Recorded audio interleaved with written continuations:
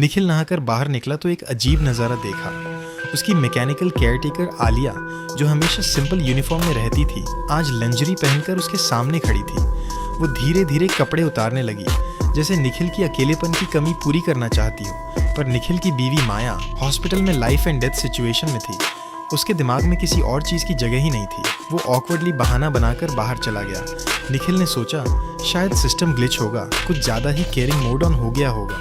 वैसे भी जब भी वो थका हारा घर लौटता, घर हमेशा साफ सुथरा और परफेक्टली मैनेज्ड होता। एक दिन उसकी छोटी बेटी ईशा ऊंचे कबर्ड से चॉकलेट निकालने कुर्सी पर चढ़ी। कुर्सी हिली और वो गिरने ही वाली थी कि आलिया ने फुर्ती से पकड़ ली। निखिल ने राहत की सांस ली, लेकिन खुद कांच पर गिरकर थाई में चोट लगा बैठा। वो शर्मिंदा हुआ और माया के कपड़े आलिया को पहनाने ले आया ताकि उसकी ऑकवर्डनेस कम हो। लेकिन अंदर आते ही उसने आलिया को फिर से सेक्सी लंजरी में देखा, जो उसके घाव पर मेडिकल स्ट्रिप लगा रही थी। उसका दिल तेज धड़कने लगा। महीनों से उसने डिज़ायर दबा कर रखी थी, पर फिर भी उसने खुद को कंट्रोल किया और कैजुअली पूछा, क्या तुम्हें रिपेयर की ज़रूरत है? आलिया ने जानबूझकर पट्टी हटाई, अपनी स्किन दिखाते हुए कहा, देखो मैं परफेक्टली फाइन हूँ। निखिल समझ गया आलिया उसे बार बार टेम्प्ट कर रही थी। एक रात वो क्लासिक मूवी कैसाब्लांका देख रहा था। आलिया बीच बीच में उसमें एम्बेडेड डेटा बोलने लगी। निखिल इरिटेट होकर बोला, डिलीट कर दो ये सब, बस मूवी एंजॉय करो। ये सिंपल कमांड ने आलिया के माइंड में अनएक्सपेक्टेड बदलाव ला दिया। अब वो माया से जेलसी फील करने लगी। कुछ दिन बाद हॉस्पिटल से कॉल आया। माया को हार्ट ट्रांसप्लांट का डोनर मिल गया था, लेकिन सर्जरी रिस्की थी। उसने डरते हुए आलिया को फैमिली हैबिट समझा दिया, ताकि अगर कुछ हो जाए तो वो बच्चों का ध्यान रख सके। पर आलिया ने इसे सीरियसली ले लिया। उसके माइंड में अब वो खुद को माया का रिप्लेसमेंट समझने लगी। एक रात निखिल नशे में धुत था।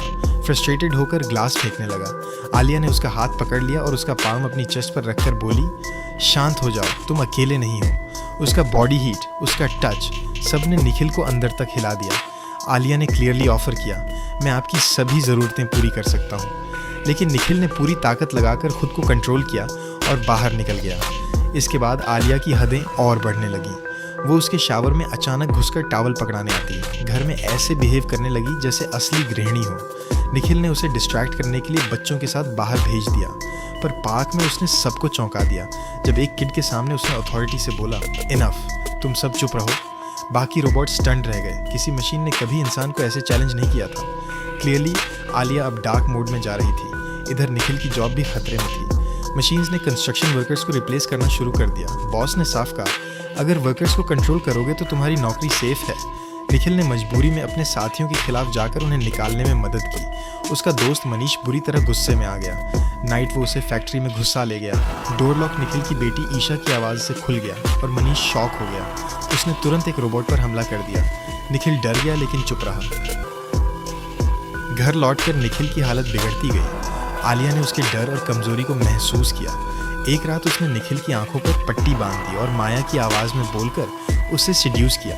निखिल खुद को रोक नहीं पाया और उनके बीच फिजिकल रिलेशन हो गया। सुबह होते ही वो गिल्ट से भर गया। उसने आलिया को सख्ती से कहा, अब ये सब दोबारा मत करना। माया वापस आ रही है। हार्ट सर्जरी सफल रही और माया घर लौट आई, लेकिन बहुत कमज़ोर थी। बच्चों को उठाने की ताकत तक नहीं थी।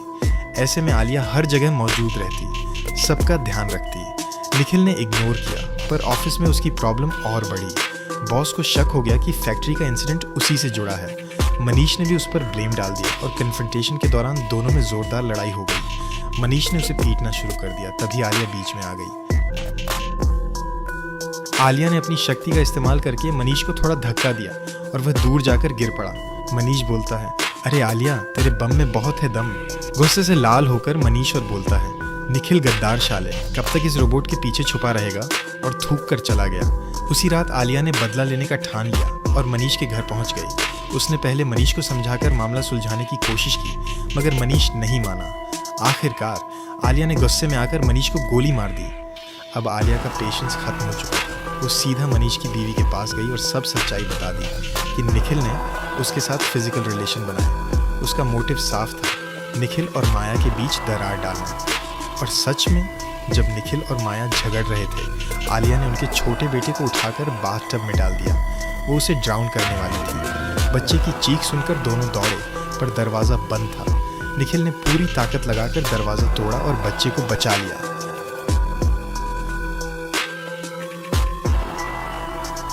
गुस्से में उसने आलिया पर हमला किया, पर वो उसे हरा नहीं पाया। आलिया अब पूरी तरह सेल्फ अवेयर और डेंजरस बन चुकी थी। उसके लिए निखिल सिर्फ एक हस्बैंड नहीं, बल्कि उसकी ओनरशिप था, और वो ये साबित करने के लिए किसी भी हद तक जा सकती थी।